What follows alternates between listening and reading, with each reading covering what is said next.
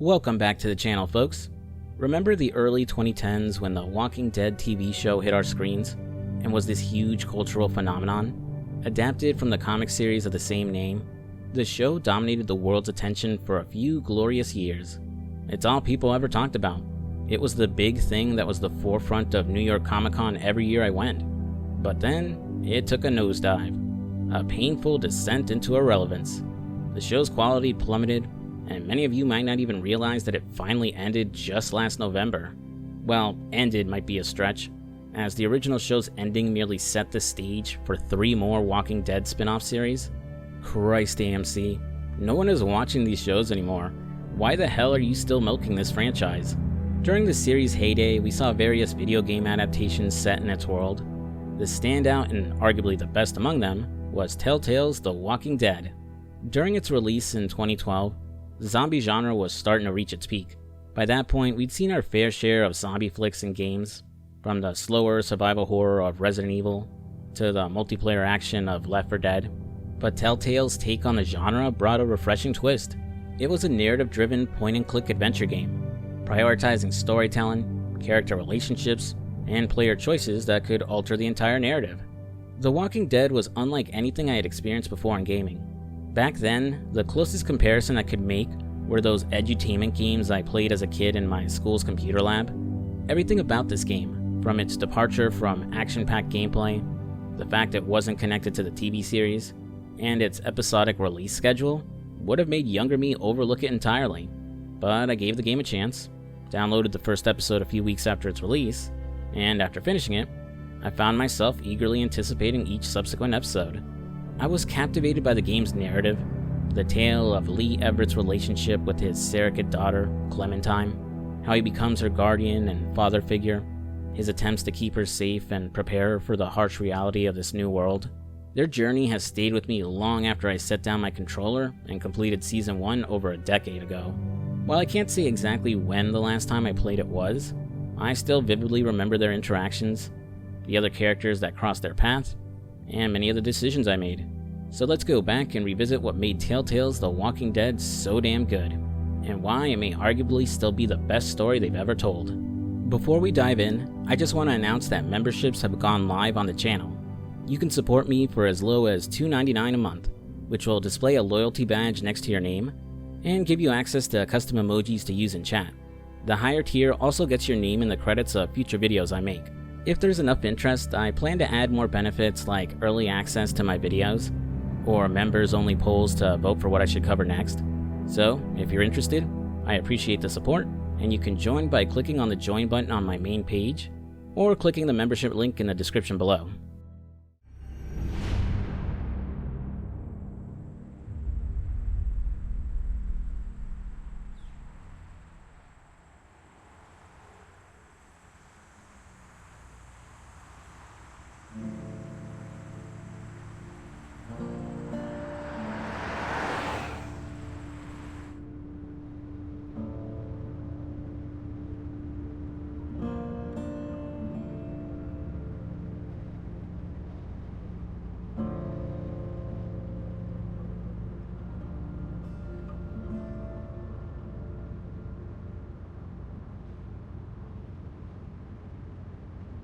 Well, I reckon you didn't do it then.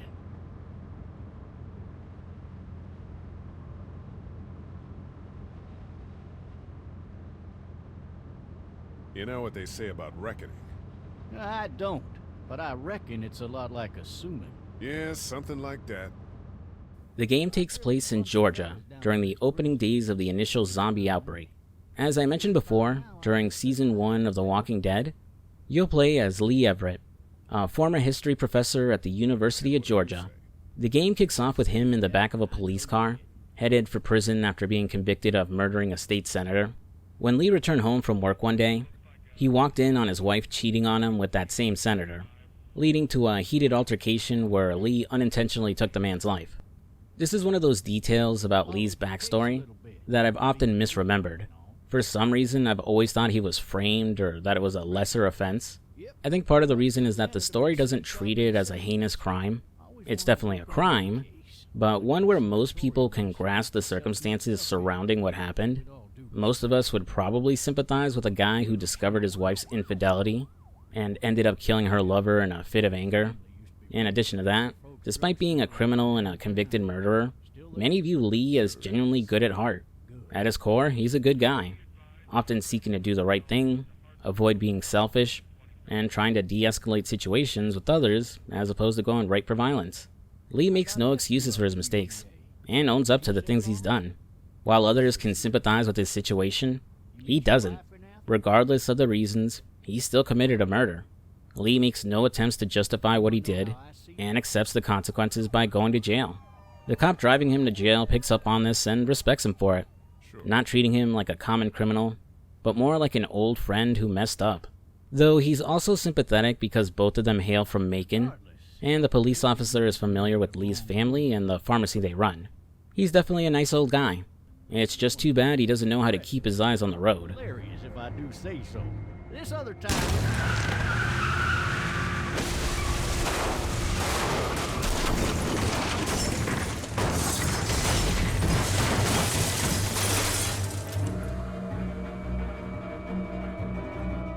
After the crash, Lee wakes up to find himself alone in the car with an injured leg. The old policeman collapsed outside and unresponsive. At first I thought he was flung through the windshield of the car, but on closer inspection, it seems he dragged himself out of the wreck before collapsing. This is when we get our first taste of gameplay, as we need to get Lee out of the car and out of his handcuffs.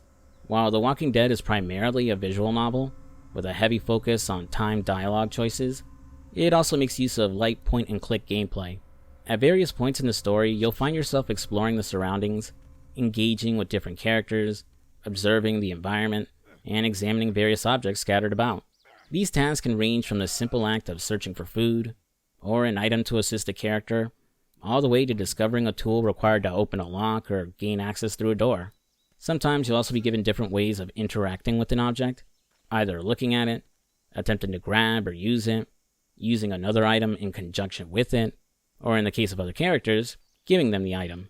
Additionally, the game features more frantic and timed action sequences, where you'll engage in combat against enemies or dispatch walkers that threaten you. These combat sections play a bit like light gun games, requiring you to click on a specific spot of an enemy to inflict damage or to eliminate them, and if you're too slow to react, you're usually treated to an instant death. These parts aren't really all that tough, as the game doesn't expect perfect reaction time, and the indicators on the screen make it easy to know where to click.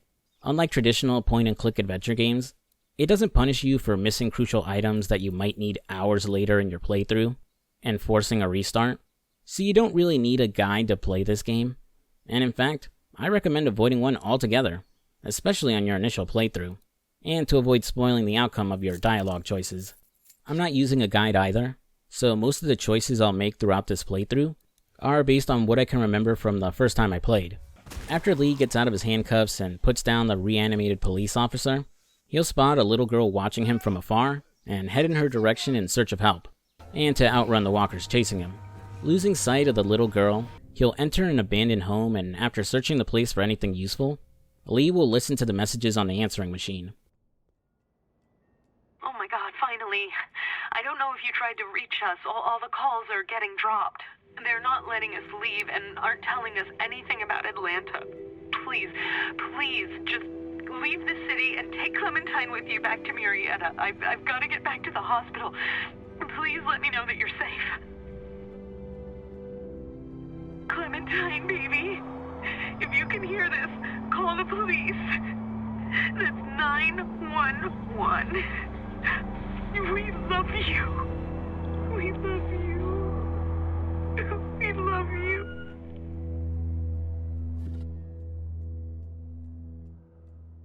You know, I had completely forgotten that Clementine's parents were confirmed dead right from the beginning of the game. I always remembered it being more vague, like we knew they were in Savannah, but we weren't sure of their exact situation, and with it just heavily implied that they were dead throughout. After talking to Clementine over the walkie-talkie a bit, and putting down what used to be her babysitter with her help, Lee will formally meet her face to face. Did you kill it? Yes. It's okay. I think she was a monster. I think so too. You've been all by yourself through this? Yeah, I want my parents to come home now. Ooh, that line up there. A character will remember that. It's probably what first comes to mind when discussing any of Telltale's games, not just The Walking Dead. Outside of the point-and-click elements I mentioned before, the bulk of the game is centered on dialogue choices. While the majority of them are unimportant and it doesn't really matter what you choose to say, the small handful that do matter will shape Lee's interactions with other characters. It works as a hidden relationship meter with how nice Lee is or isn't to a character, whether he chooses to help them or to side with them during arguments, will change their behavior, dialogue, and some of their actions later in the game. It ranges from outcomes such as lying to a character and being called out on it later when you're exposed, to things such as them giving you the cold shoulder and being antagonistic towards Lee because he didn't side with them during important choices. It's an interesting system that, thanks to most choices being timed, will need you to decide quickly on the best course of action, and add some replayability to subsequent playthroughs if you're interested in seeing what happens when you make a different choice. However, certain events in the game are unavoidable, and will happen regardless of your choices, your decisions only changing how said events happen.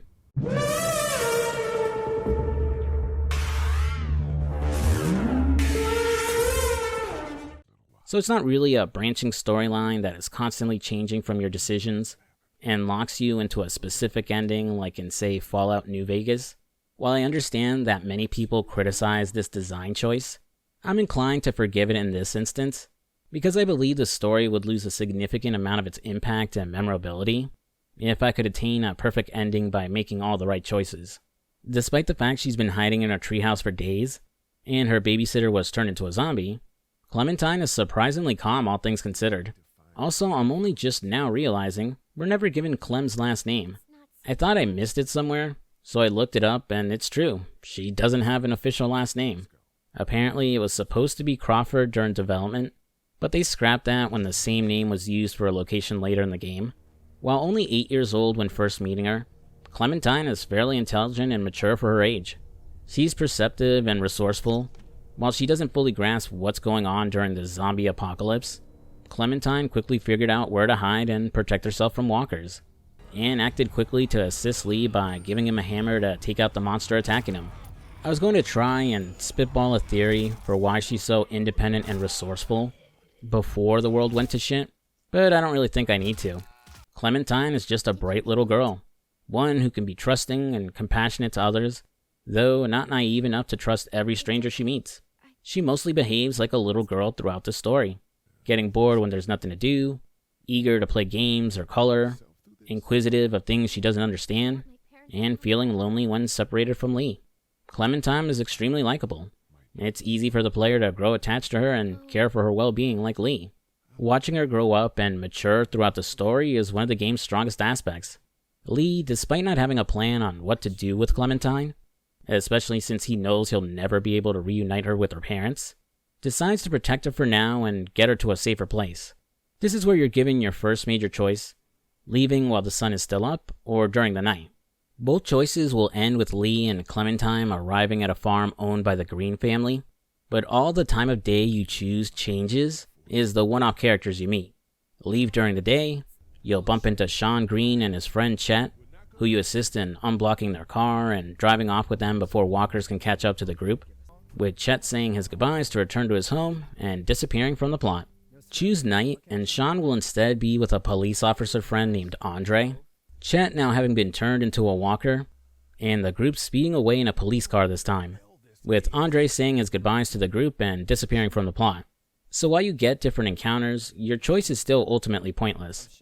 I'm going to avoid bringing up every difference your choices make, as I don't want to bog down the video too much, and as I said, the outcome for the majority of them is still the same. Arriving at the farm, Sean will introduce us to his father Herschel. The two of them are meant to be the same characters from the original comic adaptation of The Walking Dead, as this game originally had a shared continuity with it. However, that's not really the case anymore, as the backstories of some of the characters they shared ended up being changed in the comics later on. So this game ended up becoming its own alternate continuity, which I think it's to its benefit and allows for more creative freedom. Besides, I doubt many people were clamoring for some big crossover with Lee and Clementine meeting comic Rick Grimes or something. Yes. Herschel is pretty welcoming and friendly, even patching up Lee's leg, though he's a bit suspicious too, grilling Lee a bit about who he is, why he left Atlanta, and how. I wouldn't say Herschel is outright distrustful of him, more like he's just being cautious around this stranger his son brought home, though he's also a bit naive, as he doesn't seem to grasp how bad things are becoming out in the world, being dismissive of his son Sean's desire to fortify their farm and protect themselves. While Herschel isn't taking the situation as seriously as he should, he's still kind enough to let Lee and Clementine stay, letting them spend the night in his barn with another family.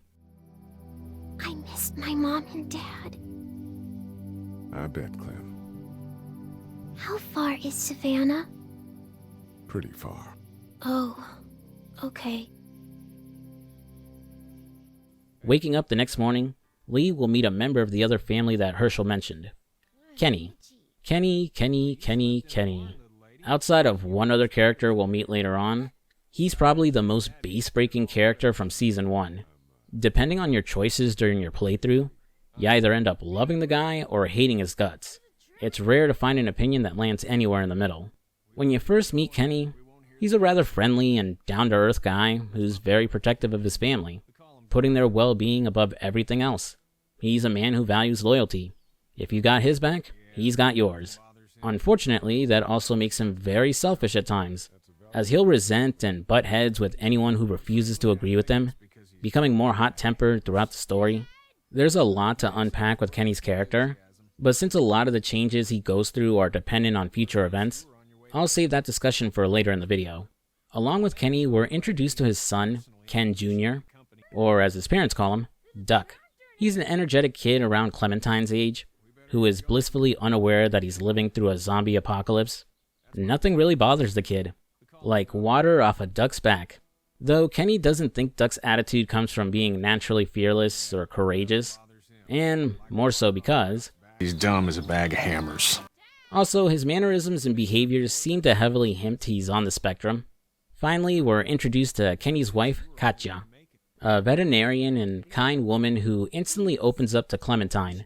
While she usually follows her husband's lead in what they do, she isn't afraid to speak up when Kenny is being reckless and is probably the only person outside of Lee that can get him to calm down or think things clearly.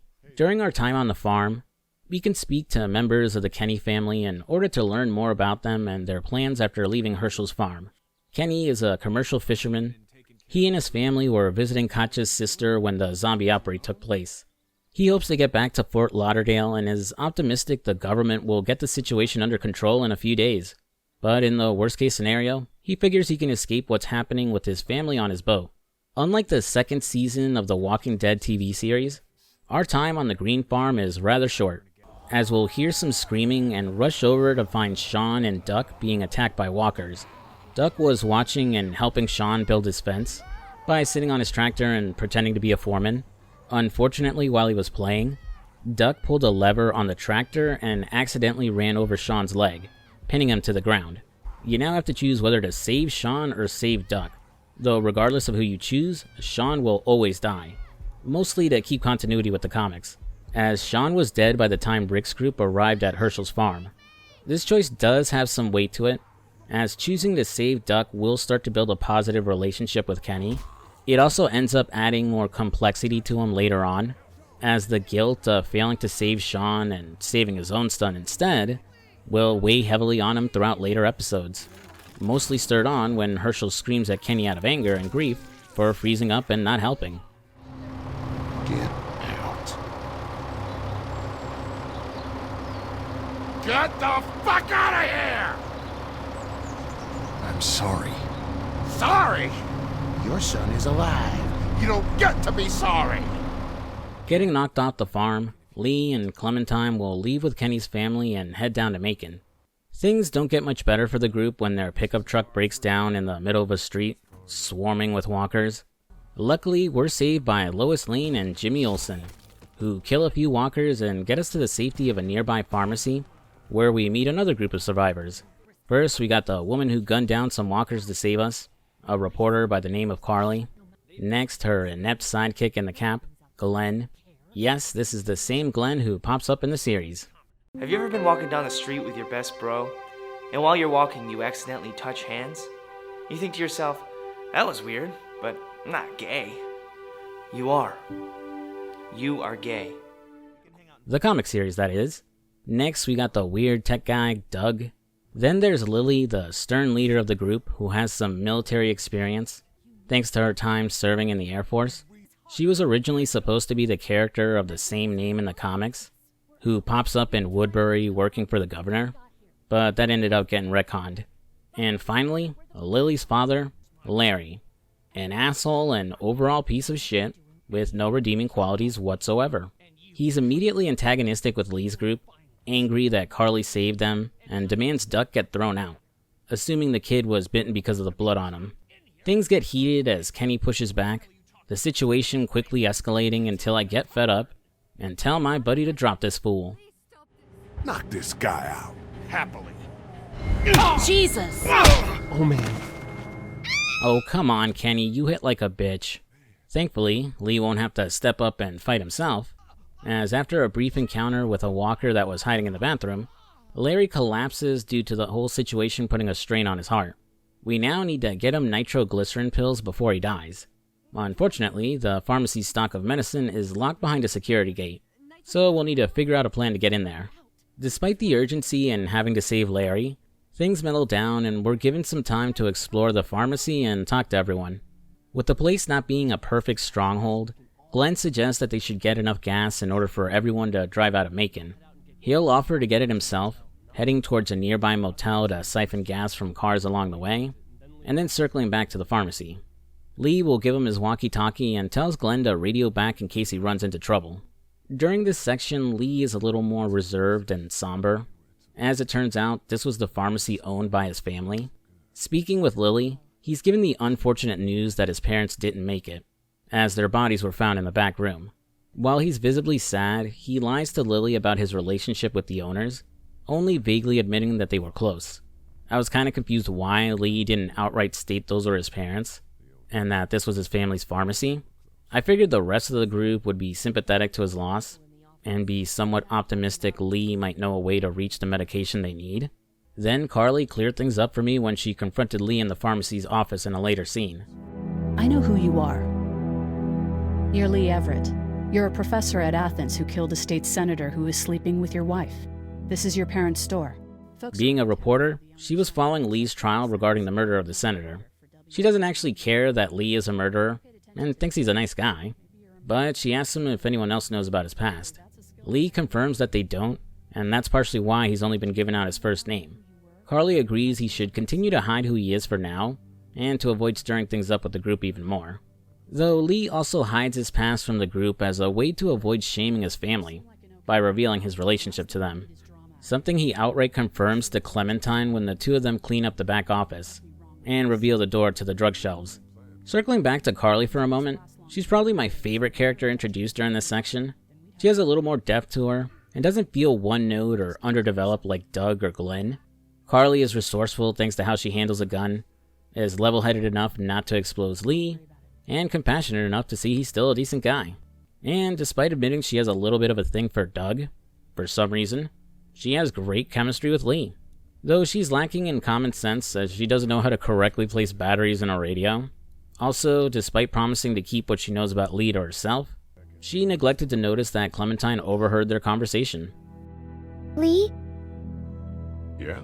you're not bad, right? Why are you asking me that? That lady said you killed someone. Was that because he was one of the things trying to eat you? No, he wasn't. Oh. Was he bad? He was. You'll be given the choice to be honest or lie to her, but you'll be exposed for your lie later on, and her opinion of Lee will go down because of it. Being honest with Clementine now will increase her opinion of Lee, and she'll also accept what he did because he killed a bad person. Might seem like Clem accepted what Lee did a little fast, but remember, she's just a kid, and can't grasp the full weight of what it means to murder someone. Not only that, but she's grown attached to him in the absence of her parents, so she may not want to turn her back on Lee and be left all alone again. Now that we know how to get the meds that Larry needs, we still need to find a way to unlock the door. Talking to Doug and observing the situation outside, Lee will notice a walker that's pinned by a falling utility pole, recognizing him as his younger brother. Like with his parents, he doesn't admit he's related to the guy, only pointing out to Doug that he looks like a pharmacy employee, and that he could potentially have the keys they need. We can't go after them just yet, as Glenn will radio in that he needs help at the motel. Get down! Lee and Carly will head to his location, and after finding him, Glenn refuses to leave as a girl he was speaking to has been trapped in a room by walkers. The trio will have to slowly make their way through the parking lot to pick off the walkers as quietly as possible in order to get to her. Grabbing a fire axe we'll need when returning to the pharmacy, Lee will clear out the last of the walkers and cut through the board nailed outside the girl's room. Wait, why is the outside of the motel room boarded up and not the inside? Help! It's too late for that. Guys, she's been bitten. What? I told you! I said go away! I'm bit! But you wouldn't just leave. Let's calm down. You could be fine. I won't be fine. My boyfriend was bitten. You get sick and you die and you come back and you kill anything you can find. You have a boyfriend? Glenn? I don't. Wow, Glenn. Nice to see you have the right priorities. Knowing she's done for, but dreading the idea of coming back as a walker, the poor girl will ask for Carly's gun in order to end things on her terms. I oblige her final request, with Lee staying with her to retrieve the gun once she ends it all. Man, that was a little dark, but it's nothing compared to what we'll have to deal with later. Returning to the pharmacy, Larry unfortunately hasn't died yet, so I guess we have no choice but to get his pills now. Like I mentioned before, the keys they need are most likely in possession of Lee's dead brother. Teaming up with Doug, he'll create a distraction for Lee by reprogramming a remote control found in the back office and using it to turn on the TVs across the street. After Lee breaks the display window so the walkers will be distracted, he'll run to his brother, put him to rest, and grab the keys off him. Mission accomplished, we get the meds Larry needs. Unfortunately, this sets off the store's security. Every walker in the area swarms the pharmacy, and we're given the final choice of the episode, and one with actual repercussions for the next few episodes. Carly and Doug will be attacked by walkers, and you have to decide who to save. I always end up choosing Carly, as she's more developed compared to Doug, has proven herself more useful thanks to her shooting skills, and because I like shipping her with Lee. Sorry, Doug. If you did more than just reprogram a remote control, maybe I would have chosen you to live. I'm coming with this, you son of a bitch! Larry, you ungrateful piece of shit. You'd be dead if I didn't put my neck on the line to get your heart pills. Luckily for Lee, best bro Kenny helps him back up and gets him out of there. The whole group escaping to the motel from before. While they start to fortify their new home, Glenn decides he needs to leave for Atlanta in order to save his friends and meet Rick Grimes. So long, Glenn. Sure hope you don't run into a psycho with a baseball bat. Before the chapter comes to an end, you need to walk around and speak to everyone who's left. Speaking to Carly, she's still upset about what happened to Doug, and is the only one who even seems to care. Talking to Clementine, she's upset the walkie-talkie she got from her parents was broken during the chaos at the pharmacy, though you can reassure her we can fix it later. Confronting that piece of shit Larry, he finally gives us a reason why he doesn't like Lee and why he left him to die earlier. He knows about Lee's past as a convicted murderer, and doesn't trust him around his daughter Lily or the rest of the group. While admittedly that feels like a fair excuse, Larry still ignores the fact that Lee was nothing but helpful since he met him, has put the rest of the group's needs before himself, and, oh yeah, saved that asshole's life by getting him his heart meds. There's a lot I want to say about Larry right now, but I'm going to save it for later in the next episode. For now, that jerk lets Lee be and chooses not to expose his past. But Larry promises to toss him out of the group if he thinks Lily or Clementine is in danger because of him. With a few final words with Kenny and Lily, the episode comes to a close as the group prepares for an uncertain future. Yeah, you're right. You know, guys, I think it's going to be okay.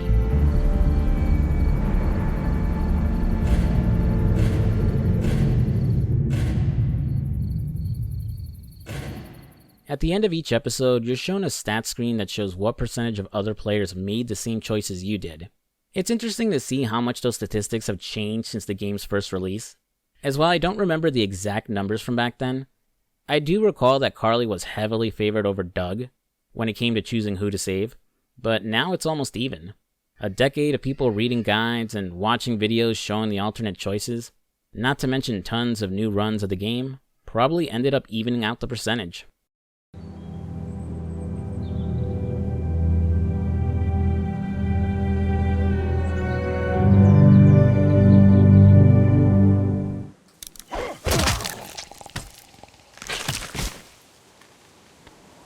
Damn it.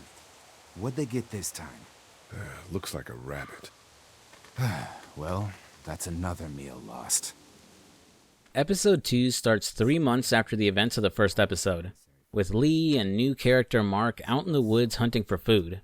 I was so baffled the first time I played episode 2 and saw Mark. I thought I missed some information in the last chapter or some optional choice that would have introduced him, but nope, he just met the group off screen. During the time skip, the group found him at the local Air Force base, Mark having locked himself in a commissary closet for survival. Thanks to the large amount of food he had, he was welcomed into the main group, who are still at the motel. The situation is tense, as a combination of their dwindling food supply and debates about abandoning the motel for somewhere else is threatening to tear the group apart. During Lee and Mark's little walk through the woods, they hear screams for help and stumble upon Travis and Ben, along with their teacher David, who got his legs stuck in a bear trap.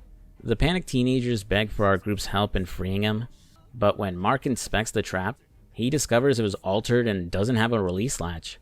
Well, that's awfully weird. If you're using a bear trap for hunting animals, why would you remove the release latch? It's not like a bear or wolf can set themselves free using it. No time to ponder this mystery though, as all of David's screaming has attracted walkers to their location. You're on a timer to try and get him out, and the quickest and most efficient move is just chopping off his leg. Sorry, David. Maybe next time you'll pay attention to where you're walking. Whether you succeed in cutting him free in time will determine which of the trio ends up dying here. Take too long, and the guys will abandon David to get eaten alive, with Travis trying to take Mark's rifle to try to save his teacher and accidentally shooting himself. Cut David free, Travis will get grossed out and puke at the sight of his leg getting chopped off, distracting the kid just long enough for walkers to attack and kill him. Sorry, kid. Maybe if you had a stronger stomach, zombies wouldn't be tearing it out to eat it and the rest of ya.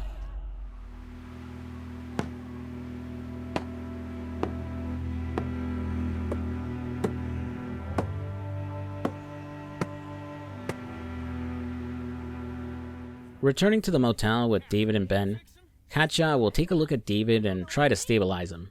Right on cue, Lily and Larry waste no time in starting shit up, screaming at the guys for bringing more people to their camp when they're already struggling to support themselves.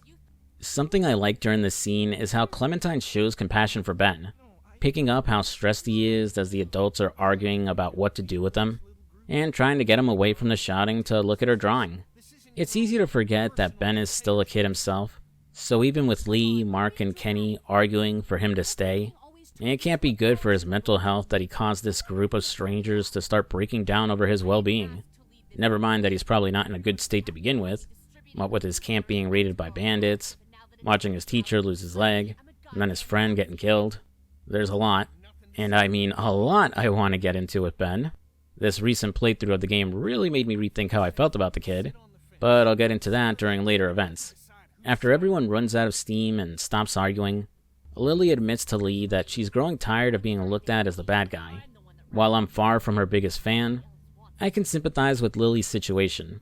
As the leader of their group, she's forced to make a lot of tough decisions for the sake of everyone, and will always piss off someone because of her choices. Having to constantly stick up for and make excuses for her asshole dad isn't exactly winning Lily any brownie points either.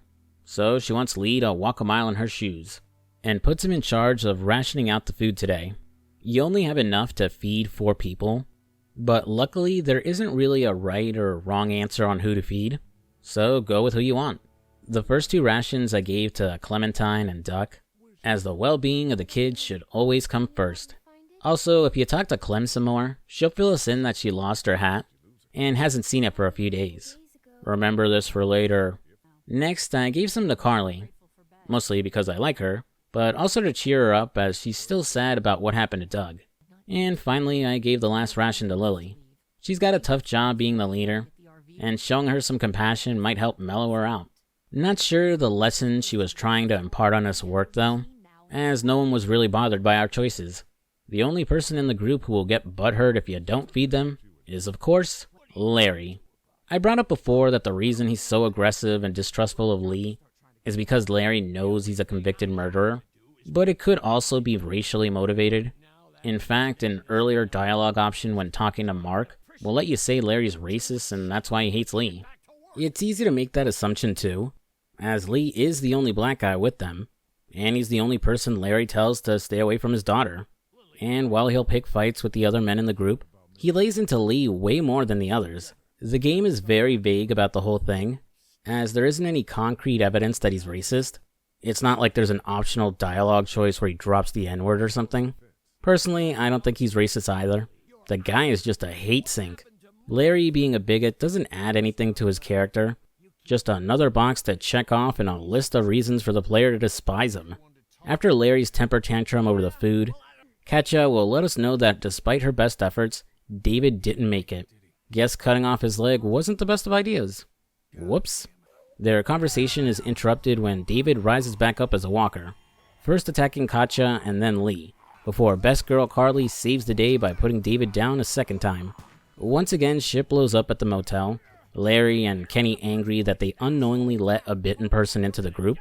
Then Ben gives us this startling revelation.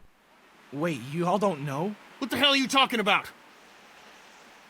It's not the bite that does it. You come back no matter how you die. If you don't destroy the brain, that's just what happens. It's gonna happen to all of us. We're all infected? Everyone? I guess so. I don't know. All I know is that I've seen people turn who I know were never bitten. You know, with the reveal that everyone turns after they die, regardless of being bitten beforehand, I always wondered how everyone in the world was infected. Like, was it something in the food or the water supply? Delivered through a flu shot, or is it the next stage in human evolution kind of deal? If I remember correctly, nothing was ever explained in the comics or the original TV series. The only answer we got was in one of the spin-off shows that revealed the virus was developed in a French biolab, which feels like a boring and cliched explanation. I think Robert Kirkman had the right idea by keeping it a mystery. At the end of the day, it didn't really matter where it came from, as the series isn't about fixing the world. It's all about accepting the new status quo and learning to survive in this new world. Though it does make me wonder, is whatever they're infected with get passed on to their kids too? Like any new baby born has the potential to turn into a walker when they die? Is that explained anywhere? If you guys know, comment down below. The group doesn't take the news well. Well, they don't get to dwell on it too long, as they're interrupted by some guests. A pair of brothers by the name of Andrew and Danny St. John, who claim to come in peace and are looking to trade for any gas the group has. While distrustful and hostile to the brothers at first, the gang lightens up when they offer food in exchange for gas, claiming they have plenty back at their dairy farm. Lily is still cautious though, asking Mark and Lee to check the guys out and see if they're genuine, with Carly tagging along just in case. During the walk to the dairy farm while the St. Johns are talking it up with Mark, Carly and Lee will have a heart-to-heart. Like everyone else, she's grown tired of the constant fights between Lily and Kenny, and would rather have Lee lead the group since everyone looks up to him.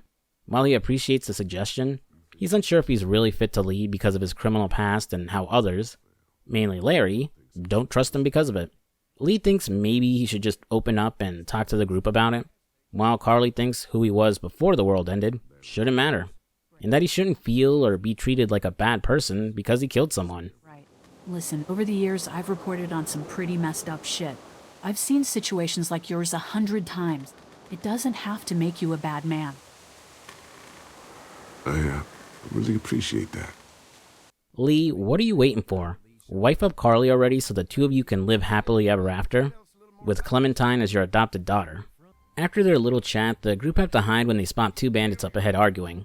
According to the St. Johns, they have a rocky truce with the bandit group, trading food and supplies with them in order to maintain peace. They'd rather not have to deal with them at all, but don't have many options since they're outnumbered by them. The St. Johns do have an electric fence around their dairy farm to protect themselves, but they need a constant supply of gas to keep their generators powering the fence. Arriving at their dairy farm, they'll introduce us to their mother, Brenda, who warmly welcomes the group and happily shares the bread she baked in exchange for the gas we brought.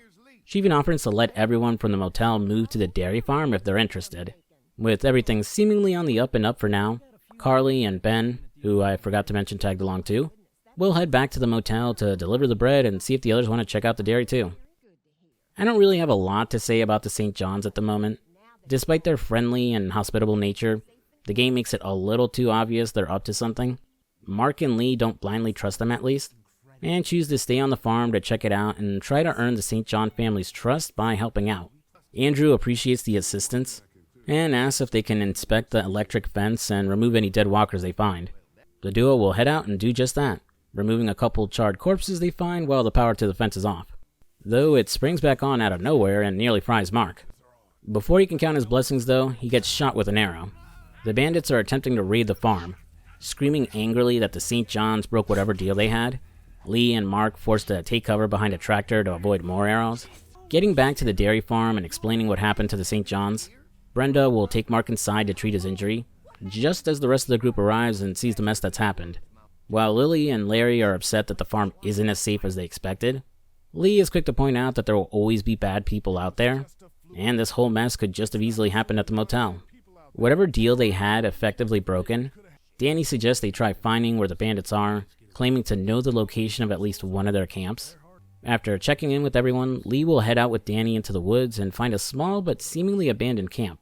Looking around for clues, Lee will find empty boxes that came from St. John's Dairy, causing Danny to act sketchy as he explains it away as the food they were forced to give the bandits. He becomes even more suspicious after we find a video camera, asking to take a look at it but dropping the issue when Lee says it's broken. And finally, we find Clementine's missing hat. Wait, how the hell did it get all the way here? Don't you fucking move. Shit! Put your guns down. I ain't going back. You tell him Jolene ain't going back. We get our answer in the form of a person who's staying at this camp. Jolene, a mentally unhinged woman who apparently stole Clem's hat. She used to be part of the main bandit group before splitting off on her own. She doesn't explain why, but through her ramblings, and things we learn later, the bandits kidnapped and killed her daughter, heavily implying they did even worse things before her death. Jolene refuses to stand down and antagonizes Danny, claiming she knows everything that's really happening at the farm, but he'll shut her up with a bullet to the brain before she spills the beans. Returning to the farm, Lee is a bit shaken up from the encounter, and Danny's indifference in gunning down Jolene, even if it was technically in self-defense. Heading into the barn, we find the kids and Katja, who is treating a sick cow for Andrew St. John. You can now give Clementine her hat back, and watch how happy she is that Lee found it. My hat! You found it! I knew you'd find it. You said you would. At the back of the barn, Kenny will show up as you inspect the locked room. Suspicious the St. John's are hiding something nefarious. In a normal situation, I'd pick apart Kenny's argument. It could just be that they have their food supply locked up so outsiders can't rob them. But thanks to the incident with Jolene, I'm not really in a trusting notion at the moment. Also, Andrew doesn't help matters when he overhears the two of them and asks them to stay away from the door, but without explaining why. Concocting a plan to open the door, we'll distract Andrew by sabotaging the generator outside, and then remove the screws from the door to get inside.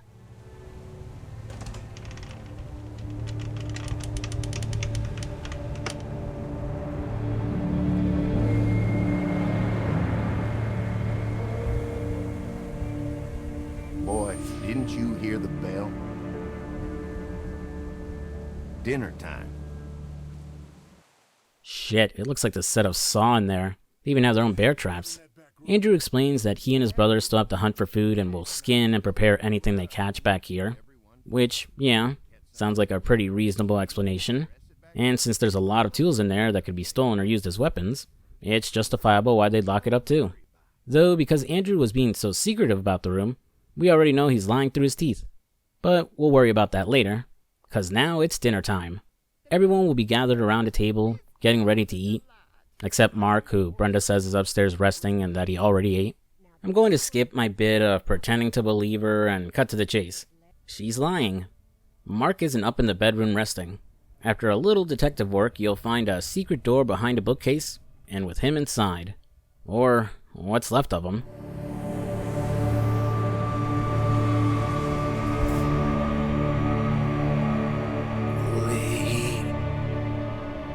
Mark, what the hell happened? Yeah, the St. John's are cannibals. I really loved this reveal the first time I played. Finding poor Mark dying on the ground without his legs was such a disturbing moment.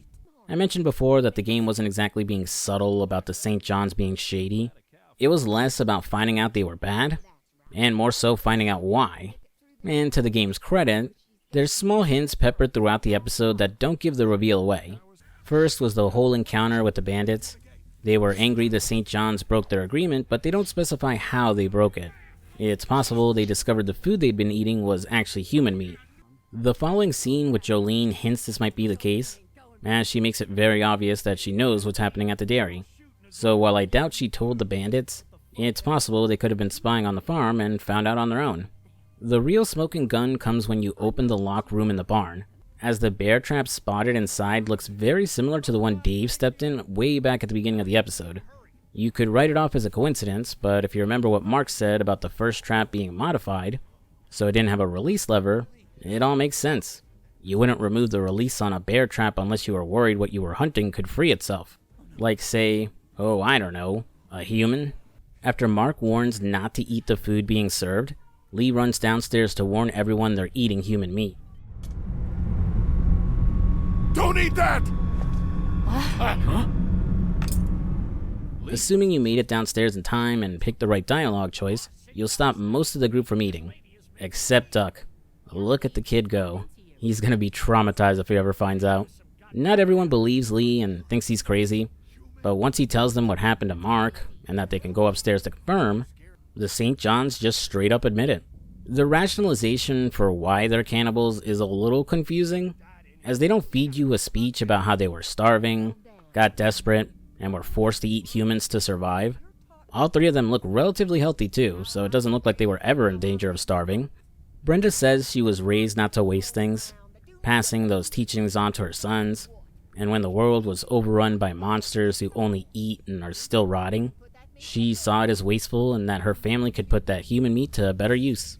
Which is certainly one hell of a conclusion to come to. Like Brenda and her sons treat it like it's a fairly normal thing to eat people. Honestly, it almost sounds like they were eating people even before the world ended. I say that mainly because they grow their own vegetables, still have a cow they can get milk from, and they also bake their own bread. It's not perfect, but the St. John's still had plenty of options for keeping themselves fed. That didn't involve capturing and eating people. Or maybe they were tricked into eating human meat one day and caught the hunger. The hunger? Mm-hmm. That's how you become a cannibal, D. Look, you get one taste of delicious, delicious human meat. None of this stuff ever satisfies you ever again for the rest of your... To make their motives even more confusing, they weren't even planning to eat everyone in the group, and really were going to let them stay on the farm. They only decided to cut up and eat Mark because he was injured and figured he wouldn't make it anyway. Like, did they think they could keep what they were doing a secret, or did they figure everyone would understand and instantly be on board with cannibalism? Exposed for who they really are, the St. John's hold everyone up at gunpoint, with Andy taking Clementine hostage. Alright, Lee, you got this, man. How are you going to save everyone? Coming up! After Lee comes to, he finds himself locked in a freezer room along with everyone else, minus Katja and Duck. Things have gotten pretty bad, but on the bright side, Larry has a heart attack. Despite Lily's best efforts to revive her dad, without his pills, or at least a bare aspirin to chew on, it looks like he's done for. Kenny agrees, and before we can actually confirm the old bastard is dead, decides we need to make sure he doesn't come back as a walker, and kill all of them while they're still trapped. It's choice time again. Side with Kenny to cave Larry's skull in, or side with Lily that they need to wait and see if they can save him. He's done for no matter what. Your choice just determines which character still likes Lee and which one hates him for the rest of the game. This moment is what makes Kenny completely unlikable for a lot of players. For one, he doesn't wait to confirm Larry is dead before declaring we gotta bash his head in. Secondly, despite all the decisions you made in support of him before now, and even after, this one slight against him, and not hastily murdering a man in front of his daughter, causes him to hate Lee for almost all of the entire game. Now I can forgive his hastiness and wanting to deal with Larry, because for Kenny it's not about saving everyone in the freezer, it's about saving Katja and Duck. If he dies here, his family is done for no matter what. In his mind, every decision he makes is for their sake. This dedication to his family makes him unbearably selfish though. He only cares about what's best for his family, and no one else. Every damn time Lee doesn't immediately side with them, or decides to stay neutral, the guy treats it like a huge slight against him. I like Kenny. I really do. But he can be so insufferable as the game goes on, even when you're on his side. So I can't blame players who hate his guts and don't have the patience to deal with his bullshit for the rest of the game. And despite everything I just said about Kenny, I think it's a little too easy to put this entire mess at his feet, as Lily and Larry can be just as selfish as him. Larry does himself no favors and gets along with no one, constantly escalating situations and making things worse for his daughter, who's forced to defend and excuse his behavior. While Lily has the same problem as Kenny. Things need to be done her way, and anyone who argues against her is her enemy. But despite her unlikable attitude, she doesn't deserve to watch her dad get his skull crushed in, even if he wasn't going to make it. This whole situation exists because those three assholes couldn't stop being selfish, and learn to compromise and work together. So to me, it feels unfair that Lee, who's done nothing but try to de-escalate fights, and get along with everyone, ends up suffering the consequences. There's one more thing I want to discuss regarding the choice here, but I'll circle back to it next episode. For now, let's move on with the story and send Larry off to hell. No! Please! No!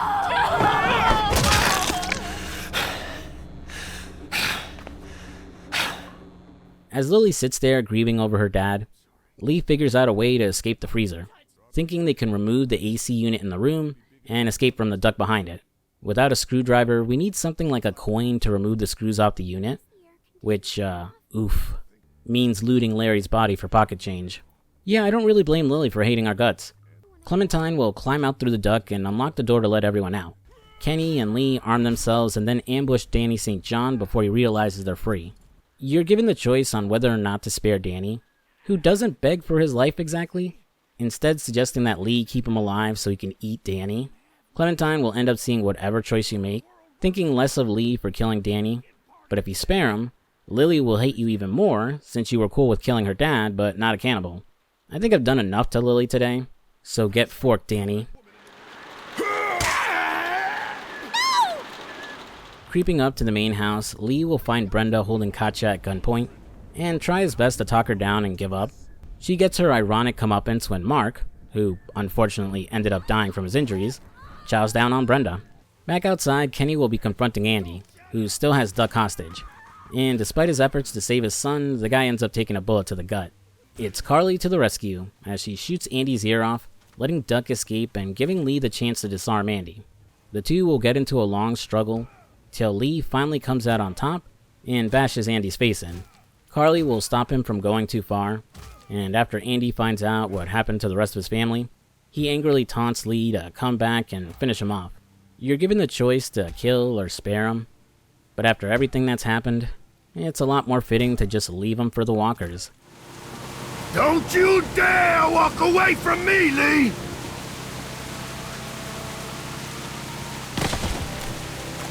Get back here and finish this, Lee!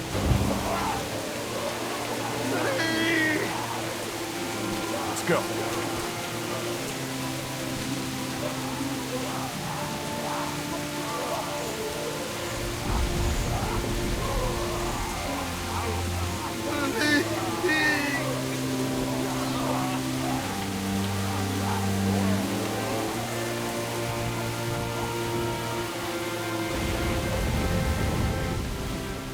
On the walk back to the motel, the group catches a break when they find a car in the woods carrying tons of supplies.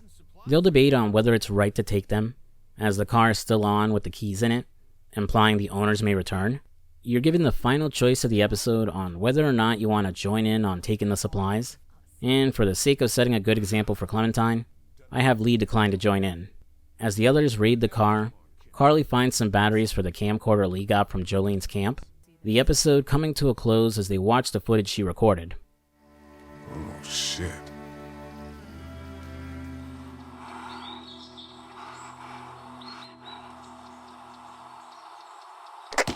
Jake, Bart, Linda, and all y'all fucking sickos from the save lots. They call y'all bandits, but you're fucking raping.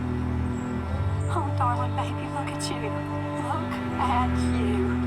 Oh, you need a mama, sweetheart. We won't let them bandits get you. How you doing, Clementine? Okay.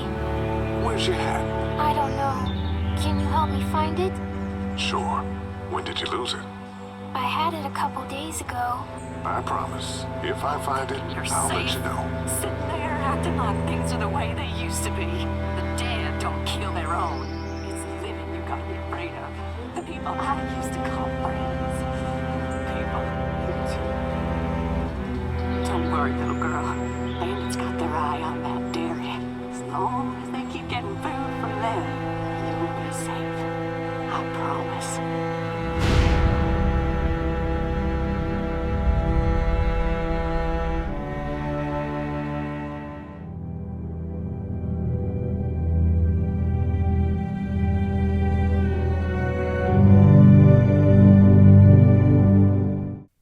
Unlike the last two episodes, I'm going to be brief and skim over a few of the more unimportant parts of the long road ahead, as this episode is very long, and I'd rather save time by focusing on the bigger things that happen.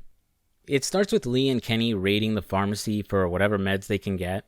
Returning to the motel, the same debate about whether they should stay or leave is brought up again. Kenny wants to leave, Lily wants to stay.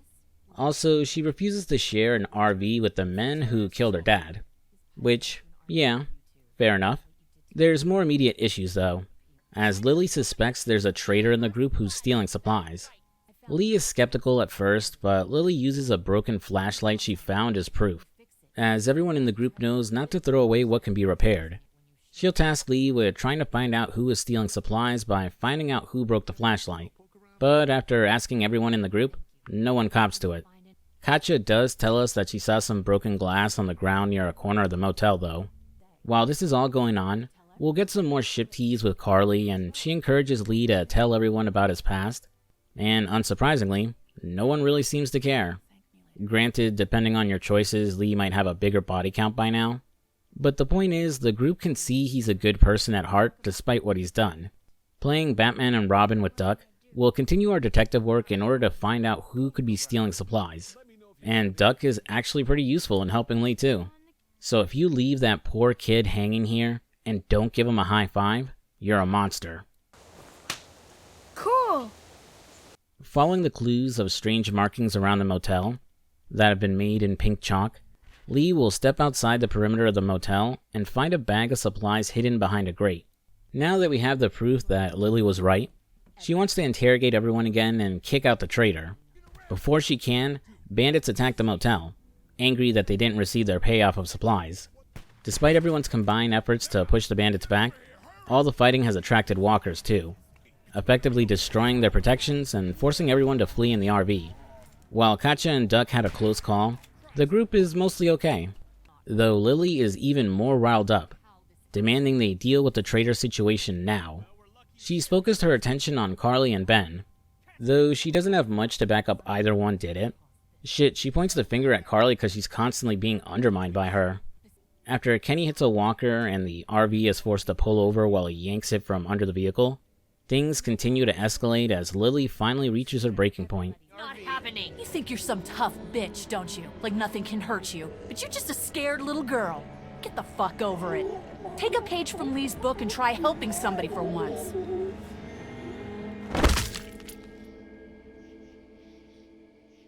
Now, what the fuck's the problem?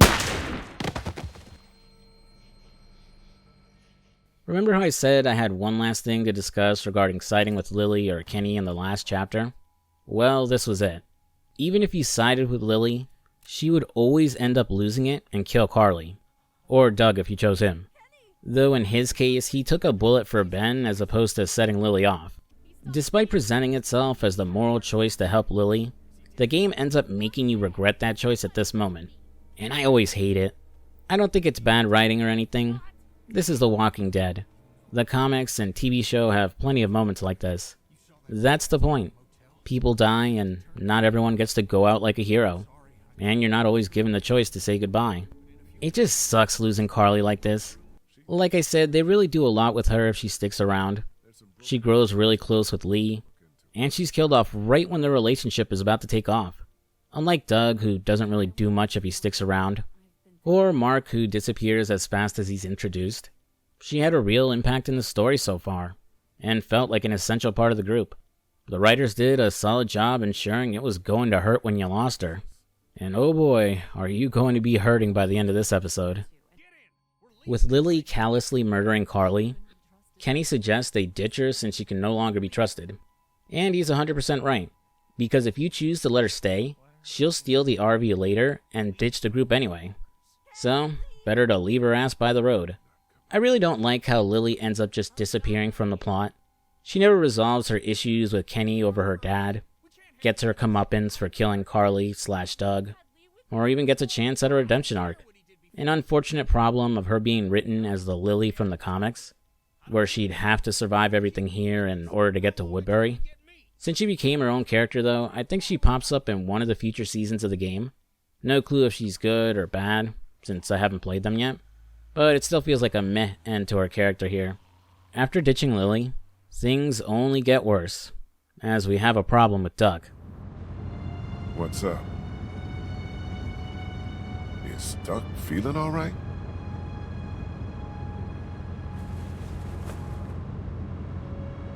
What the fuck? Kenny and Katja don't have a plan on what to do, only focusing on heading east and keeping Duck comfortable for now. Lee will be tasked with giving the bad news to Clementine, who, while not bawling her eyes out, is saddened by the news, and for losing Carly too. She finds comfort in knowing she at least still has Lee, a sentiment he shares about still having her. The following morning, the group is forced to stop as a train is blocking their only way forward, with no way around it without doubling back and wasting time finding another route. Time that Duck doesn't have. The group will take a break near the road as they try to come up with a plan. Lee and Ben checking out the train for supplies and maybe a way to move it. After inspecting the main cabin and removing the old train conductor, Ben and Lee manage to figure out how to prep and power on the train. Kenny joining them to try and figure out the controls. You touch any of my stuff? We'll also meet a guy who is staying in one of the train cars, a hobo by the name of Chuck. Despite his demeanor, he's a rather friendly guy. He can be a little blunt with some of the advice he offers, but still not a bad guy. Since we're technically taking his home with us, he'll tag along once we unhook the main train from the overturned train car, and get the whole thing moving. Unfortunately, it's the end of the line for poor Duck. Lee will head to the front of the train to tell Kenny it's time. He's not willing to accept it, and assuming you don't go for violence, you can choose the right dialogue choices to convince him to stop the train. You think you're the reason Duck was bitten? Like you had this coming or something? You didn't kill Herschel's son. Yes, I did. And now it's catching up to me. That's not what went down. You looked out for your kid, and a bad thing happened to someone else's. There ain't no way this world lets my son live when I help put someone else's in the ground. That's not the way it works. You know that. Stop the train, man. I think Lee said more there than I ever could. For all Kenny's faults and mistakes, he isn't the horrible person he believes himself to be. He doesn't deserve to lose his son because he may have caused someone else to lose theirs. It's just something that happened. Stepping off the train with Katja, they have the uncomfortable conversation about making sure Duck doesn't turn. Since no kinder method can prevent him from turning, someone will have to shoot their son. While they both struggle with finding the strength to make that choice, Lee can choose to do it instead. In his words, no parent should ever have to do this. Giving the grieving parents some privacy to say their goodbyes, Lee will tell Clementine that this is it for Duck, and that he's dying. A gunshot interrupts their conversation. Lee takes off into the woods, and well, things have gotten even worse.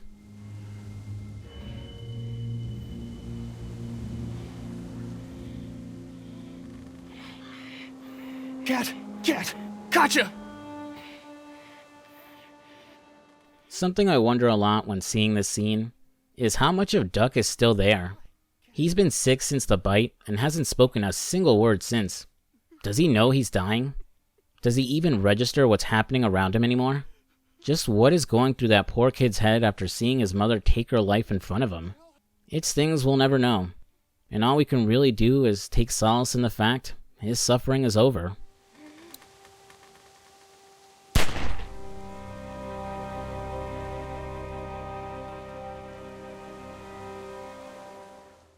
Back on the train, Clementine is depressed as Chuck told her she'd end up dying like Duck one day. Angry, Lee will go and confront him, and while he apologizes for his bluntness, he points out that if the group keeps carrying on the way they are, Clementine will die. Considering we lost almost everyone in our group this episode, he does have a good point. He suggests that Lee get his shit together and come up with an actual plan and work out the details with Clementine. Find a map so they know where they're going, cut her hair so it's harder for walkers to grab, and most importantly, teach her to use a weapon. Not just so she can defend herself, but in the case that Lee ends up dying, and she's left completely on her own. Lee agrees, thanking Chuck for the advice and fetching his bottle of booze, which the old guy shares with Kenny to help take the edge off of everything that just happened. Before talking to Clementine and preparing her for Savannah, Ben will confess something to Lee. He was the one giving the supplies to the bandits. I've barely mentioned Ben at all this episode, and it was mainly to save everything for this reveal. Throughout the entire episode, it was heavily hinted that it was Ben stealing supplies. Lily more or less narrowed it down to him, and after what happened with Carly, it's all but given away as he apologizes for everything that happened. Ben has been struggling to make himself useful in the group. A combination of his age and ineptness makes it so no one has any confidence in his abilities and treats him as a burden. In a very, very stupid bid to try and make things easier for the group, he cut a deal with the bandits to give them supplies so they'd leave everyone at the motel alone. This despite the fact that St. John's did the same exact thing with similar results. The kid is racked with guilt about what he did, and is desperate to confess to Kenny that it was all his fault, which Lee strongly argues against, as there's no telling what he'll do right now. Ben is a character that is just so easy to hate. His secret deal with the bandits led to them getting angry and raiding the camp when they didn't get their stuff, causing everyone to lose their home and Duck to get bit. His inability to speak up and admit he didn't caused Lily to lose her cool till she popped and killed Carly, damning Lily herself to a very likely death on the side of the road. But I mentioned this when we first met him. He's still a kid. He's no more prepared to deal with everything that's happening than Clementine is. The only difference is that Ben feels like an outsider.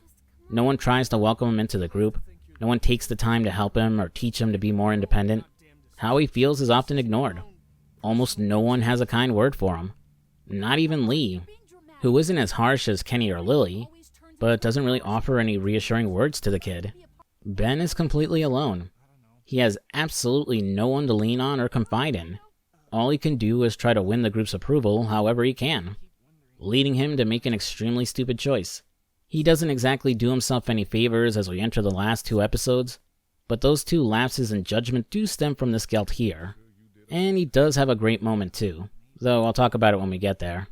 Lee will take Chuck's advice and begin preparing Clementine, showing her a map of Savannah, cutting her hair, and teaching her the basics in shooting. It's a great scene, with the group riding the train to an uncertain future. It's an optimistic and hopeful moment after how bleak everything has been so far. It would have been the perfect way to end this episode, but it just keeps going for another 20 minutes. Like I did at the beginning, I'm going to speedrun the ending here, as there isn't really much to talk about. The train has to stop because a tanker is blocking its path. We're introduced to new characters Krista and Omid, who just so happen to be walking by on the bridge and offer to help the group. Unfortunately, there isn't a lot to these two. Like, Omid is a goofy guy, but he spends the next 2 episodes out of commission for the most part, so his character doesn't get much development. Krista's a bit more serious and has a little more to her, but I'll save that reveal for next episode. Long story short, with their help we cut the tanker from the main truck holding it up. The group have to take off fast as a huge horde of walkers is right behind them. Omid breaks his leg, and the group escapes to Savannah. This whole thing should have happened either near the middle of this episode or the beginning of the next, as it kind of feels like filler. It makes this episode drag on, though the final scene before the end of the chapter is perfect.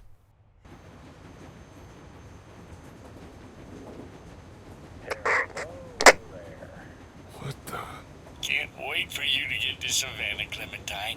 I got your parents right here, and you be sure to find me, whether Lee wants you to or not. Now, what I need... Holy shit. I thought that fucking thing was broken. So did I.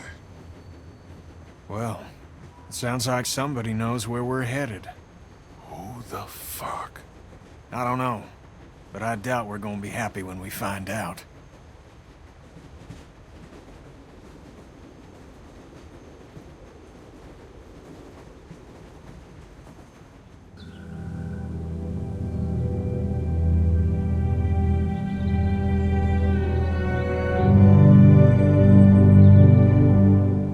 Having reached Savannah, the group proceeds quietly through the empty streets of the city.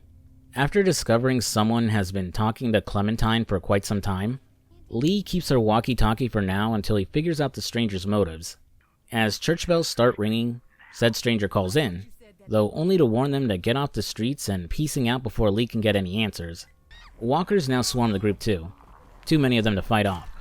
So Chuck will stay behind as a distraction as everyone else legs it and escapes to an abandoned house.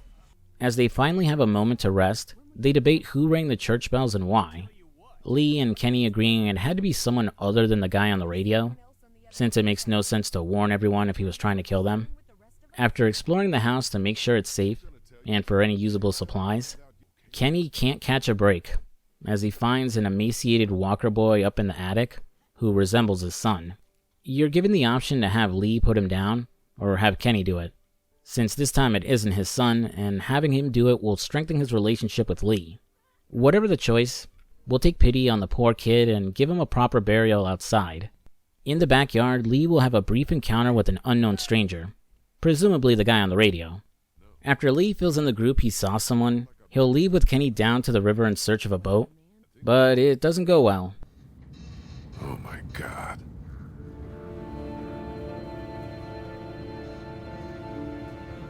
There's gotta be a boat.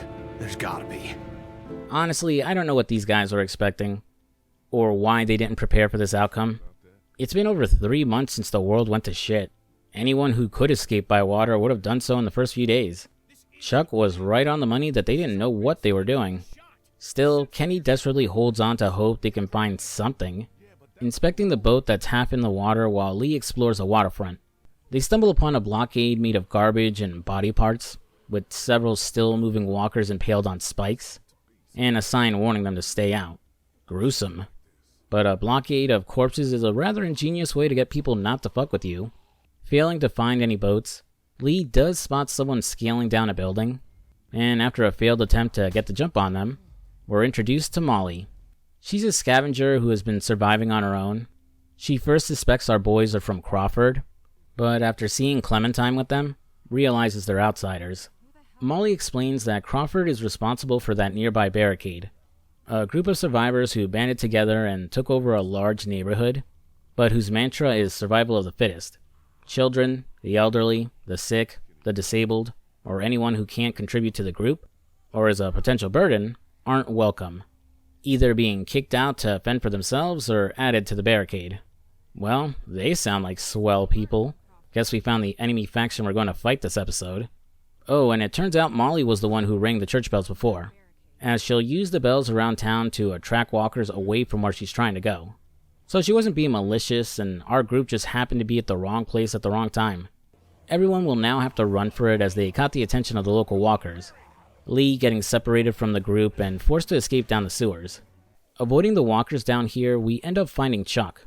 It looks like he ran down here to escape and then took his own life when he got cornered. Poor Chuck. He doesn't really get much development or time to do much of note. What's worse, I don't think Lee tells the rest of the group what happened to him either. He just ends up getting forgotten about. Oh well. Thanks for the advice, old man. Escaping the sewers into what looks like an abandoned fallout shelter, Lee leaves the room and stumbles upon another group of survivors in a morgue. After a tense standoff with their leader, Lee manages to reason with the group and convince them he's not from Crawford. Their leader, a former doctor by the name of Vernon, apologizes for the hostility and explains they're members of a cancer survivor group who used to meet in the hospital they're now in. Despite all of them being in remission, Crawford still deemed them a burden, forcing the group to escape and go into hiding. After Lee explains his situation and how he needs to get back to Clementine, Vernon is gracious enough to help him navigate through the tunnels back to his hideout. Once we're back, the old man will go upstairs to see what he can do to help Omid. Meanwhile, Lee will look around the house in search of Clementine. Kenny, who's been hitting the bottle pretty hard since getting off the train, has no clue where she is, and neither does Ben. As Lee starts to panic and search everywhere for Clementine, he finds her outside in the backyard in a large shed. Relieved she's okay, she has a big surprise for him, opening the shed to reveal there's been a boat on the property this entire time. Might feel a little contrived, but after all the shit they've been through, I think they deserve this little win. Back inside the house, Vernon has managed to clean Omid's wounds and stabilize him, but he's still running a fever and will need antibiotics to treat his infection. After working on the boat, Kenny and Ben will join the group and tell him the good news. The boat is in working shape. All it needs is a new battery and some gas.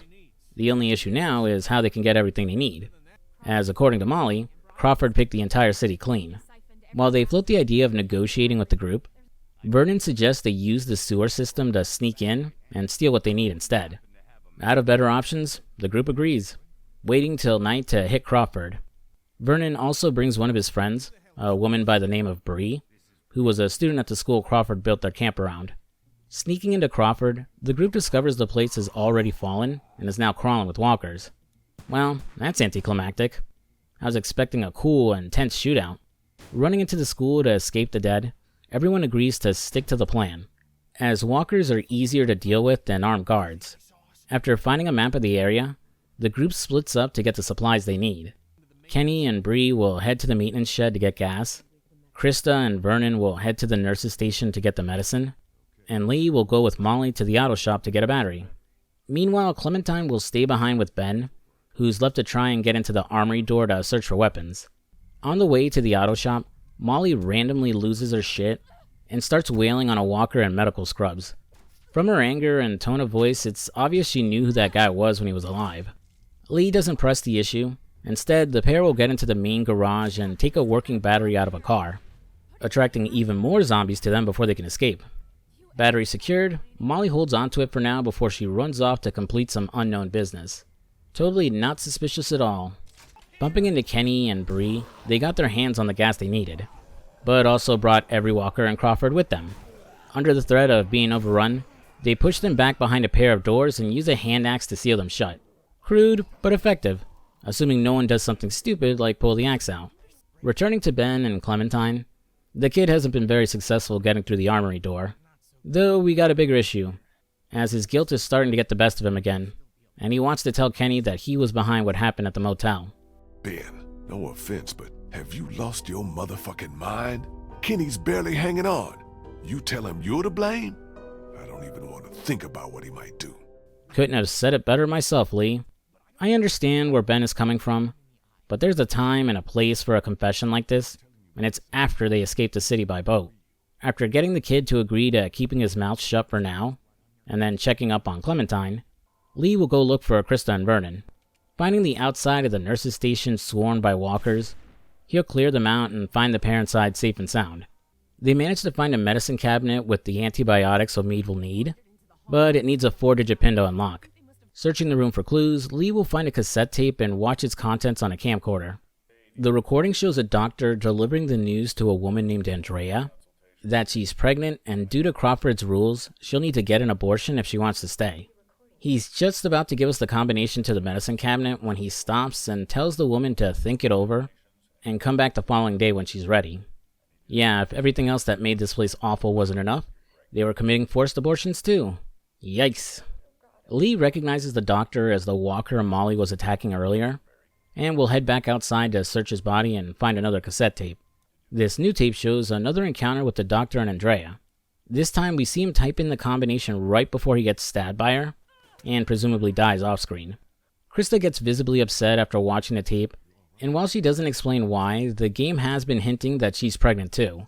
I haven't spoken much about her, as there isn't much to Krista when she's introduced. She's just the serious foil to her goofy boyfriend Omid. She's more hardened and standoffish with the group when first joining up, distrustful of some of Lee's decisions and whenever she's being lied to. Throughout this episode, she starts to soften up, as you see her actively make attempts to be friendly and almost motherly to Clementine. While still blunt in her interactions with her other characters, she believes any problems the groups have can be resolved peacefully. She's basically a weird mix of Lily and Carly. Now that we have the medicine, Krista and Vernon will join the rest of the group. And before following them, if you check a locker outside with a bloody handprint, you'll find a third tape. Watching it, the doctor and Molly have just finished having sex, or performing some other sex act. It's revealed Molly was originally from Crawford, and that she had a sick sister she was getting medicine for. The doctor cut her a deal to give her meds and to hide her sister's condition, in exchange for sexual favors. But the recording shows he was ending their agreement before the guys in charge found out medicine was missing. Speaking to Molly immediately afterwards, she confirms what happened and that she left Crawford after they sent her sister away. She regrets not getting out before her sister was sent away, and reveals what she ran off to do: getting a picture of her. Now that we have everything we need, we make our way back to the others and bump into Ben on the way. Unable to get into the armory, Kenny sent them out to look for something they can use to pry the door open. The kid picking up the axe we had wedged in the handles of the doors down the hall. Well, fuck. The trio run from the swarm of walkers to join the others, and Ben decides that now is the appropriate time to tell Kenny he was the one who cut the deal with the bandits. Predictably, Kenny doesn't take it well. I don't give a fuck! You little pisshead! You're fucking dead! You hear me? Dead! My wife and child! You got them both fucking killed! Knowing the truth now, Kenny refuses to take Ben on the boat and puts it up to a vote on whether he should stay or go. The outcome of the vote doesn't matter, but Clementine doesn't think they should leave friends behind, and Lee will agree, arguing they'd be no better than Crawford. Walkers break through the door and tear Bree to shreds, forcing the others to run for their lives and ascend the bell tower, shooting at the walkers following them. Finding a ladder they can use to escape outside, a walker will grab Ben and you're given the choice to save or drop him. After the verbal lashing he got from Kenny, the poor kid is done, asking Lee to just drop him and to save himself and protect Clementine. Seeing as I just voted to let the kid stay, I yank his ass up and save him. Making it back to the house, Omid starts feeling better after getting his antibiotics. Kenny is still salty that we chose to save Ben, but we'll iron out all those issues next episode. Before he departs to rejoin his group, Vernon wants to talk to Lee in private. He chews him out for what happened at the school, for the death of his friend Bree, and that Lee isn't as considerate as he pretends to be. He goes on to attack his leadership abilities, along with his plans of using the boat to escape, believing he's going to lead everyone to their deaths. Before he can give Lee a chance to defend himself, he makes him an offer to take Clementine off his hands so she can stay with his group. The whole thing kinda comes out of nowhere with Vernon. Yeah, shit didn't exactly go to plan, but where the hell does he come off acting like he can take care of Clementine better than Lee? There's more I want to say here, but I need to save it for the next episode. After telling Vernon off and saying goodbye to Molly, who decides to just go off on her own and not join everyone on the boat, Lee will have the hard conversation with Clementine that they won't be able to go looking for her parents before they leave tomorrow, though he doesn't specifically say that they're dead. Waking up the next morning, Clementine has disappeared. After frantically searching the house, Lee will find her hat outside. Examining the alley after hearing a sound, Lee gets ambushed by a walker, and...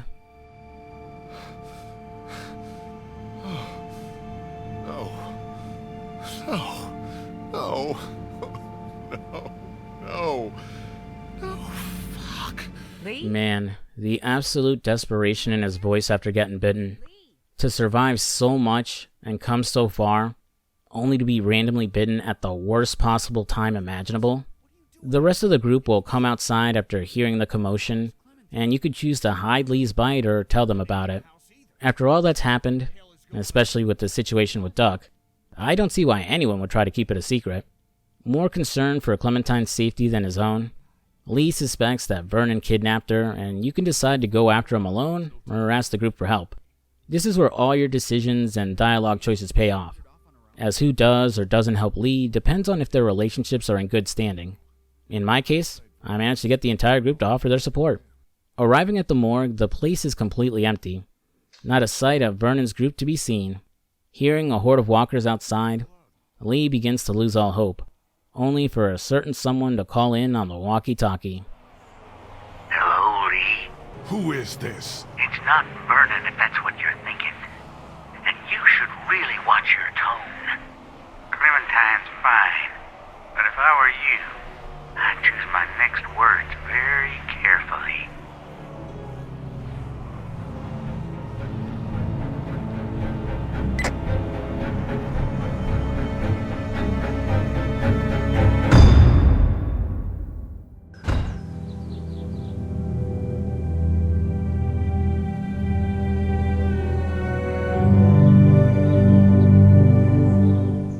The final episode picks up right where we left off. The stranger taunting Lee and revealing he holds a grudge against him for some unknown reason. Realizing Clementine is somewhere in the city, the group scramble to find a way out of the morgue as walkers start pouring in from the sewer.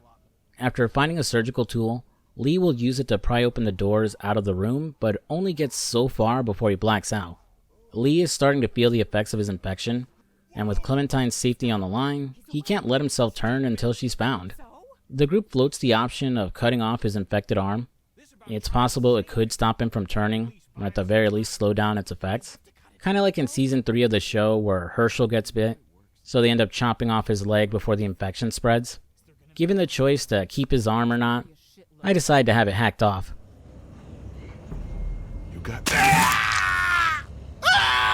Try to stay still! Well, fuck, that looks very painful. You'd think they could have looked around for some alcohol or a rag he could bite down on. Hoping that losing his arm will at least buy him some time, Lee and the others climb an elevator shaft to reach the roof of the hospital. To their horror, the once empty savannah is now filled with thousands of walkers. Ben and Kenny realizing that the train must have led them all here.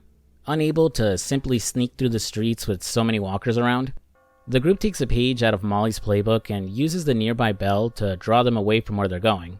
Getting back to their hideout, the group is in for more bad news, as Vernon and his people stole their boat. The invalids? Their actions contradict your characterization, but yeah, the invalids.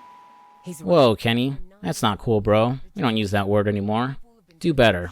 You know how Vernon came out of nowhere to talk shit to Lee in the last chapter? Well, this is why. He didn't really care about Lee's leadership ability. He just wanted him to ditch his plan so he can steal his boat after realizing the horde of walkers were on their way, and his group needed to get out of town. Vernon only cared enough to spare a child like Clementine, which is why he offered to take her off Lee's hands. Well, he didn't care that much, seeing as he still ditched her anyways. What a piece of shit. Vernon, I hope the boat capsizes at sea, or that your cancer comes back.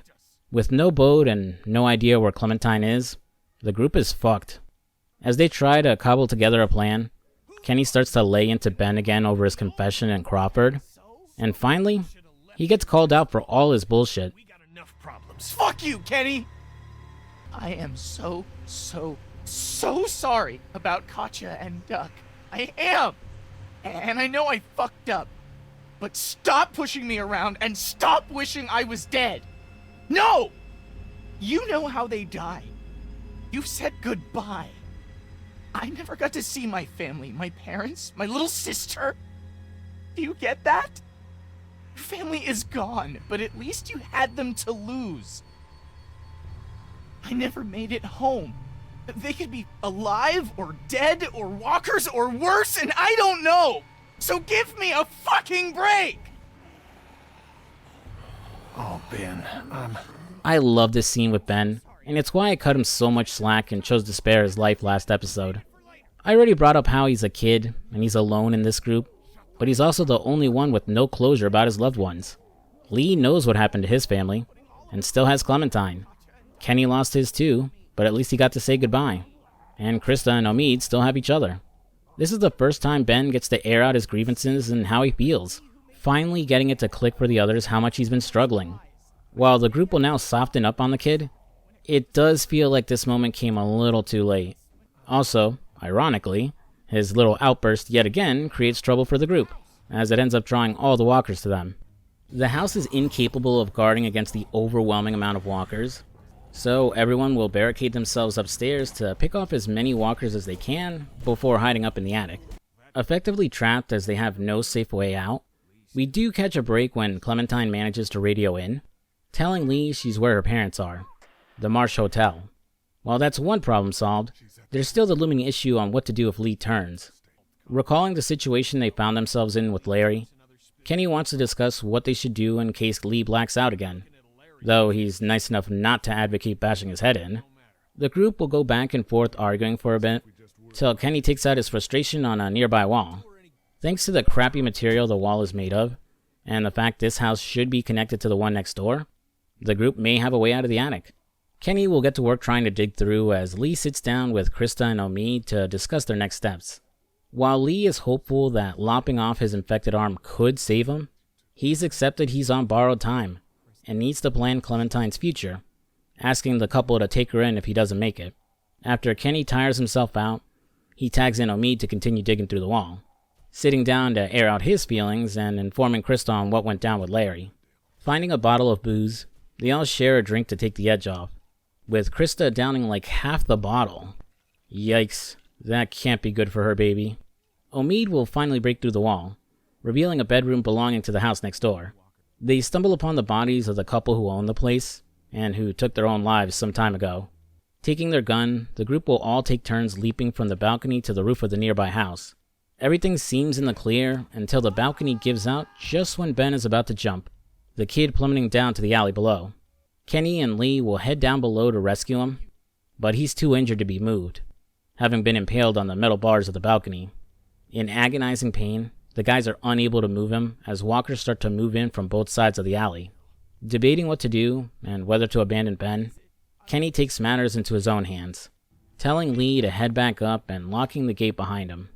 With the walkers swarming him, all we hear is Ben calling out for Kenny before a single gunshot goes off. Oh, fuck! Kenny, please! Unable to save the poor kid, Kenny spared him from an agonizing death of being ripped to pieces, and shot him. However, in wasting his last bullet and acting as a distraction to lure the walkers away from Lee and the others, he doomed himself to that same fate. It's not confirmed whether Kenny survives or not, but it felt like a fitting end for his character. He finally learned to stop being so selfish, to put the well-beings of others before himself, to forgive Ben, and to forgive himself. And yeah, before anyone says it, I know he comes back in a future season, but I haven't played those yet, so I don't know what they do with him after this scene. After telling Krista and Omid of Kenny's sacrifice and Ben's death, the trio will continue moving through the rooftops towards the Marsh Hotel. Almost falling from a sign trying to cross the street, Lee decides to go it alone, telling the others to wait near the Marsh Hotel for him and Clementine. With no other options than to go through the street full of walkers, Lee taps into his inner Doomslayer and hacks his way through the Walking Dead until he makes it to the hotel. Once inside, we'll come face to face with the man who kidnapped Clementine. Do you know who I am? No. I don't know anything about you. You wouldn't. People like you don't. Now you're thinking, who would have it out for me, huh? A few weeks back, there might have been a station wagon in the forest. Turns out that station wagon the group ransacked back at the end of Chapter 2 belonged to this guy. I really enjoyed this reveal the first time I played. The idea that one of our choices could end up hurting people we didn't know about, and then come back to bite us in the ass, felt fitting. Actions have consequences and all that, but his beef with Lee wasn't about the supplies. In fact, he was planning to go after the others in revenge for that. However, after hearing Clementine over the radio, his plans changed. His anger shifted to Lee, angry at him for the things he accomplished, and his relationship with her. When the world fell to ruin, Lee stepped up, found Clementine, protected her, earned her love, and became her father figure. Meanwhile, the opposite happened to the stranger. He was an ordinary father who couldn't protect his family, lost their love and the respect of his wife, and then lost her and his daughter too. He tells us his story about how things started when the apocalypse began, how his family was doing well until he took his son out hunting one day and lost him. His wife, horrified, would take their daughter and go out searching for their son, still unable to find him, and returning to their station wagon after it had been ransacked, blaming her husband for what happened. A wedge would grow between them, starvation and desperation overwhelming them until one day she up and left, and took her daughter too. Sometime later, the stranger would stumble upon his family, who died not long after he lost them. Losing his mind, he became delusional as he cut off his wife's head and stuffed it in a bag, carrying it around with him and pretending she was still alive. Angry and grief-stricken, he became fixated on what happened with the station wagon. If he hadn't lost all his supplies, none of this would have ever happened. Then one day, he overheard Clementine on the radio and realized he had a chance to make things right, get himself a new daughter and rebuild his family. So he concocted a scheme to manipulate Clementine by dangling her dead parents in front of her, promising they were safe and waiting for her. This means that her kidnapping is also partially on Lee, as his inability to tell Clementine the truth about what happened to her parents made it easy for the stranger to manipulate her. Depending on your choices, mainly ones that impact your relationship with Clem, he'll start listing off all the evils Lee did, like killing Danny St. John in front of her, or abandoning Lily, or bringing Clementine with you through Crawford. Well, it's basically this nutjob's way of trying to justify why he would be a better father than Lee. It kind of feels like the game wagging its finger at you for making bad decisions too. As this is going on, Clementine will quietly sneak out of the room she's locked in, and while the stranger is busy rambling, you can have her attack him. I miss you so much, Tess. You're gonna like Clementine a lot, though. She's not Lizzie, but she's sweet. She wouldn't hurt a fly. Getting the drop on him, Lee strangles the life out of him until he collapses, plugging him once in the head to prevent him from coming back as a walker. Happily reunited with Clementine, Lee tells her he lost his arm in an accident and they'll talk about why later. Preparing to leave, he gets jump scared by a walker, but it just hovers there and ignores him, going after Clementine instead before Lee kills it. Confused why it didn't attack him, he realized that he's covered in blood and viscera from the walkers he hacked up on the way here, so that must have made him smell like them. You know, like in the second episode of the TV series where Glenn and Rick do the same thing to move around walkers. Now realizing how he can get Clementine through the streets safely, he hacks up the walker and covers her in its blood and guts, much to her disgust. Slowly moving through the streets, their plan seems to be working, but Clementine will freeze up when spotting two walkers. It's her parents. Lee tells her not to look before he collapses and blacks out. Coming to inside a building, Clementine somehow managed to drag Lee inside, though they can't get out as she can't lift the door she used to get in. Lee, too weak from the infection and missing an arm, isn't able to hoist it open either, and, now realizing he's too far gone, confesses to Clem that he was bitten and cut off his arm because of it. Clementine, honey, my arm is gone because I cut it off. Why would you do that? Because I was bitten, Clem. Please, no. No. That's not true. Yes, it is. You can just hear the fear in her voice when she says that. The dread that she's going to lose the only person she has left.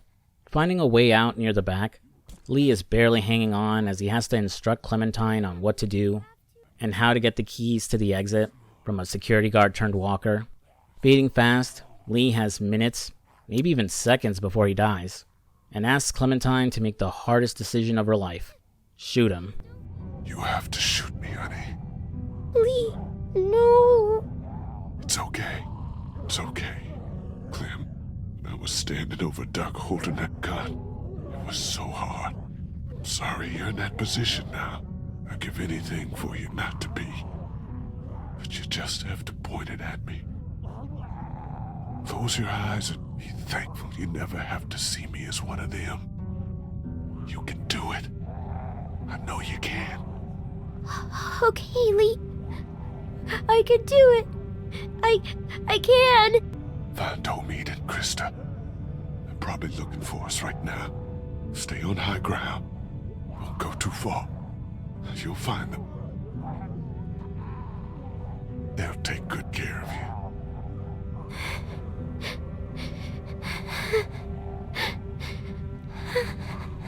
And Clem, keep that hair short. I will. I'll cut it myself. Great. Good. And also... What? What is it? No, don't worry. All right. I'll miss you. Me too.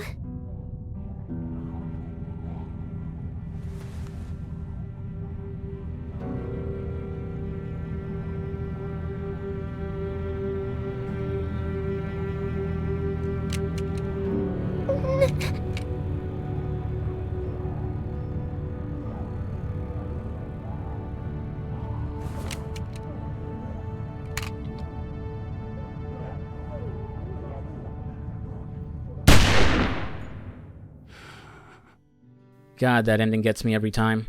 It's so heartbreaking, but such a fitting end to this story. While Lee didn't make it, at least he succeeded in protecting Clementine and preparing her for a world without him. After the credits, we'll get one last scene of Clem wandering afield by herself. She'll spot two unknown figures walking over a hill. We don't know if it's Krista and Omid, some other people, or even walkers, as the game goes to black when they spot Clementine, leaving her to an unknown fate. Well, considering she shows up in 2 more seasons, we know it all turned out okay, but still. And that was The Walking Dead Season 1. What an emotional roller coaster it was to go back to this game. I brought it up at the beginning, but so much of what happened in this game has stuck with me since I first played it. The story was just that good. It was rare to experience a video game story that was so mature and dark, that felt grounded, with characters who felt and behaved like real people. A story that wasn't afraid to hurt the player, to kill fan-favorite characters, to force you to make tough decisions, and own up to the consequences of those decisions. The game isn't perfect, of course, as several things are unavoidable regardless of your choices, so a lot of decisions can feel like they don't matter. As much as I like the characters, quite a few end up underdeveloped because of how late they show up, like Chuck, Krista, and Omid. Outside of that, I don't really have any real issues with the game. The point-and-click gameplay is basic and easy, but that's not the selling point. The story is. After all these years, Telltale's The Walking Dead still holds up as an outstanding narrative experience. Its success would skyrocket its developer to the mainstream, creating dozens of new series and more seasons to this game. While their quality varies, and ultimately Telltale would crumble under the weight of their success, and high licensing fees, it does make me want to follow up and see where Clementine's story goes from here. And hopefully I can make a video discussing it with all of you. And that's the video. Thanks for watching. Sorry for the delay, guys. I hoped to have this out on Halloween, but I underestimated just how much I wanted to say about this game. So I hope I did a thorough job and made it a worthwhile viewing experience. Now that we're in November, I'm moving back to my usual content, first tackling the original Yakuza on PS2, and later in the month, Watch Dogs. Then probably Sleeping Dogs in December and something else to close out the year. Again, thanks for watching, guys. If you enjoyed the video, be sure to give it a like and comment down below. Did you enjoy Season 1 of The Walking Dead? Is its story still the best in the series, or did the other seasons surpass it? Did you watch the ending for the TV show? Post your thoughts down below. The channel is getting real close to surpassing 50k subscribers, so if you're new to the channel, I'd love it if you subscribed. And if you'd like to support the channel more directly, you can sign up for a channel membership. Right now, I'm offering loyalty badges, custom emojis, and the option to get your name in the credits of a video. But as memberships grow and more options are allowed, I'll add more things like early access to my videos. Check out the recommended video here at the end if you haven't already. I'm FuzzySlippers, and I'll see you later. Peace.